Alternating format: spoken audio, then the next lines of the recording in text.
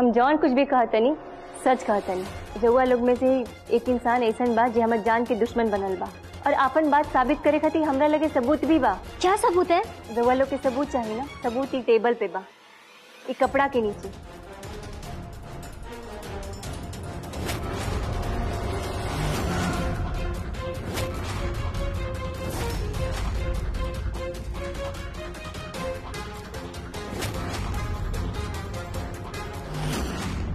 पहाड़ी के रास्ता बहुत उबड़ खाबड़ रहे, ऐसी फिसल के लोटा हमरा हाथ से गिर गई और जब हम एकरा के उठावे खातिर झुकनी तो केहू मौका के फायदा उठा के हमरा के धक्का दे दिया पीछे से और लोटा तो वही जगह गिर गई, लेकिन हम खाई में गिर गई। नहीं क्या सच में उहे लोटा है?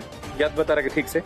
हमरा के बहुत अच्छा से याद बा मिथिलेश, तभी तक के देखते हम पहचान गए नहीं। अगर ये लोटा उहे बाटे तो ये तो लोटा जंगल में पड़ल रहे के चाहिए, तो ये माई उठा के काहे खातिर ले ली? इते एक ही हाल में मुमकिन बा, जब पीछे से हमरा के धक्का दियल गई हुई उस समय अम्मा जी वहाँ मौजूद होखा। बाकी सवाल बाकी अम्मा जी वहाँ का करत रहनी?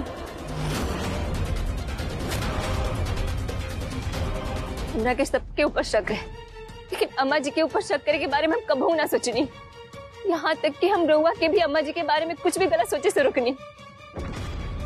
शायद हम गलत रहे और एक सबूत बाई लोटा जेकरा के हम इतना प्यार करेनी, इतना इज्जत करेनी, वो हमरा साथे ऐसा।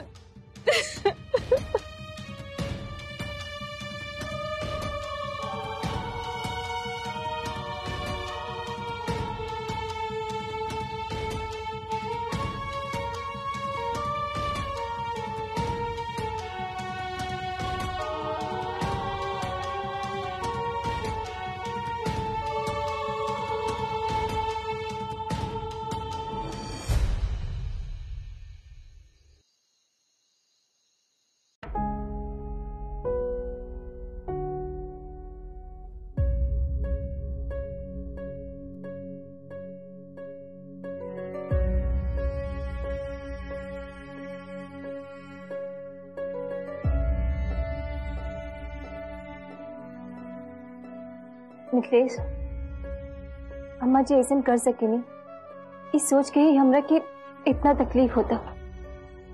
रउआ तो अम्मा जी के आपन बेटा है, हम अच्छा से समझ सकते नहीं कि रउआ कितना तकलीफ होती। बस तकलीफ न, हमरा के बहुत गुस्सा भी आवता। भला एगो महतारी अपना बेटा के जिंदगी कैसे उजाड़ सके? हमरा दिल में तो हमरा माई खातिर प्यार, इज्जत, सम्मान सब रहे, लेकिन अब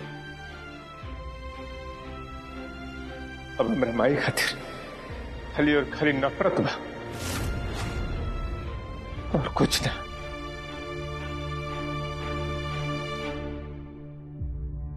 मिथिलेश, वो राउर माई है जो हमरा से वादा करी,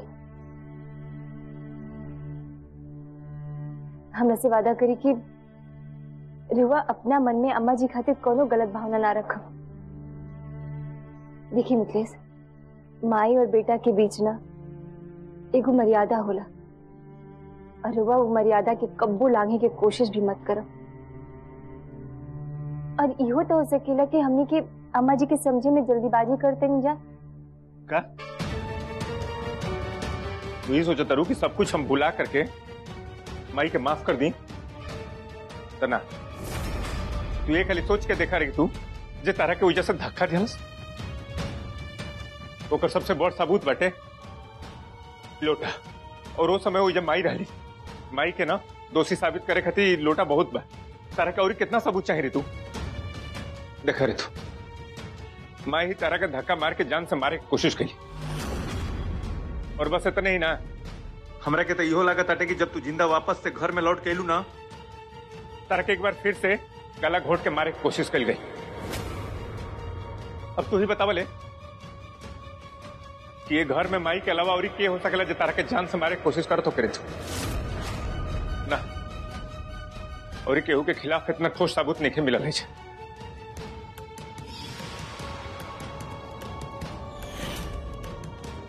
रुआ तो अम्मा जी से इतना प्यार करेनी, फिर रुआ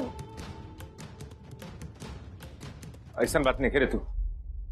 ये हम अपना माई के प्यार ना करिले, हम अपना माई के बहुत प्यार करिले, उनकर के दिल से चाहिए, उनकर के तो भगवान से भी बढ़ के मानी। पर तू हमार धर्म पत्नी बढ़, तारा से साथ फेरा लेके 7 जन्म के रक्षा करे खातिर हम वादा के लिए बन। और माई तारा जान के पीछे पड़ल बा, ये सब जानते हुए हम कैसे चुप रही तू।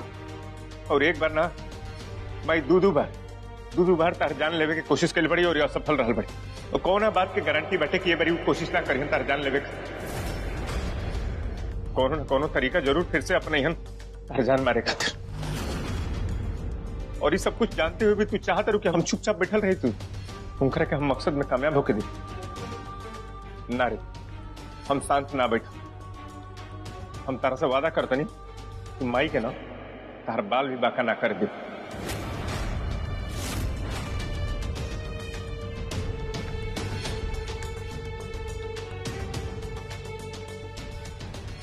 हम जानत नहीं कि रउआ के हमार बहुत चिंता बा।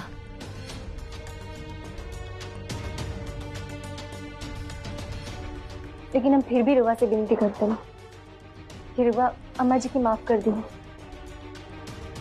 अगर अम्मा जी कोनो गलती भी कैले बानी ना तो वहाँ के एक न एक दिन जरूर एहसास हो। हमरा खातिर अम्मा जी की माफ कर दी। देख रे,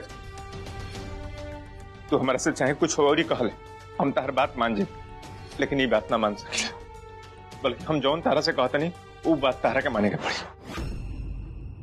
हमारा माई के जौन भी करे के रहे तो उनका ले ली। अब बारी हमार बारी तू, और ये काम हम अकेले ना कर पाएंगे। तू के हमारे साथ देवे के का करे हुआ। पहले तू हमारा से वादा कर कि कल जौन सवेरे हम जौन कुछ भी कहो तो उतरे उतरे करबू। हमारे से वादा कर रही।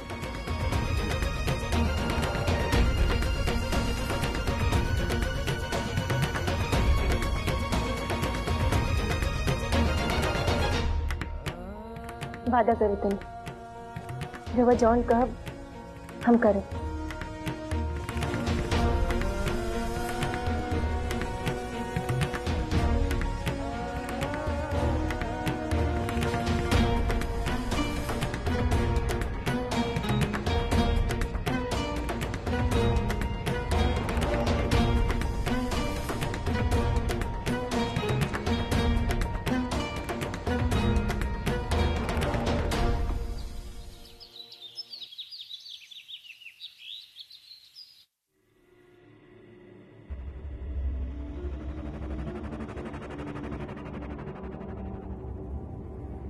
का भइल भैया भाभी, काहे रहुआ लोग हमनी के एजा बुलेनी हा?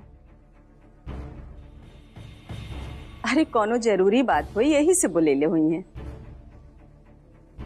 बोला मिथिलेश बेटा, का बात बा? अब बताओ मिथिलेश, और ये टेबल पे का ढक के रखल बा? भैया बताई ना का भइल। मितवा बताओ ना किस बात के लिए बुलाया है? ई टेबल पे कपड़ा के नीचे जौन सबूत रखल बा वो हमने से आज तक छिपा के रखल गई रहे। उहे सबूत दिखावे खातिर रउआ लोग के एजा बुलावल गइल बा।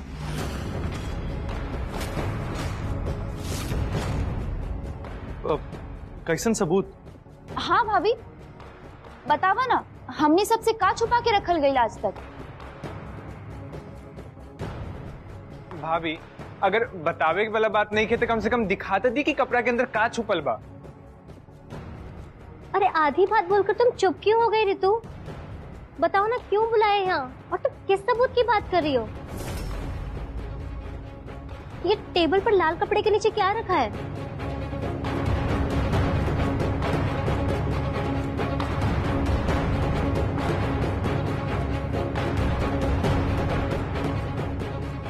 रउआ सब लोगों में से एक इंसान ऐसन बा जेकरा के पता बा कि टेबल पे का रखल बा और हम कौना सबूत के बारे में बात कर रहल बानी। भाभी इतना पहेली काहे बुझावा तारू? बताई ना साफ साफ। देखो रितु, अगर तुम्हें इसी तरह से ड्रामा क्रिएट करना है ना तो मुझे बता दो, मैं यहाँ से चली जाती हूँ। तुम्हारा ड्रामा देखने का ना टाइम नहीं है मेरे पास। ए विलायती बिल्ली, तेरा ढंग से बात करा ऋतु से। और ऐसा कवन पहाड़ तोड़े जाए के बाद तेरा के, हाँ जवन टाइम नहीं के तरह लगे।